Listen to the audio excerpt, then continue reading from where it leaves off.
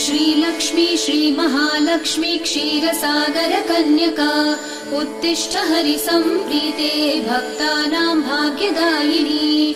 श्रीलक्ष्मी श्रीमहालक्ष्मी क्षीरसागर कन्यका उत्तिष्ठ हरिसम्प्रीते भक्तानां भाग्यदायिनी। उत्तिष्ठोत्तिष्ठ श्रीलक्ष्मी विष्णुवक्षस्थलालये उत्तिष्ठ करुणापूर्णे लोकानां शुभदायिनी। उत्तिष्ठोत्तिष्ठ श्रीलक्ष्मी विष्णुवक्षस्थलालये उत्तिष्ठ करुणापूर्णे लोकानां शुभदायिनी। श्रीपद्ममध्यवसिते वरपद्मनेत्रे श्रीपद्महस्तचिरपूजित पद्मपादे श्रीपद्मजात जननी शुभपद्मवक्त्रे श्रीलक्ष्मी भक्तवरदे तव सुप्रभातम्।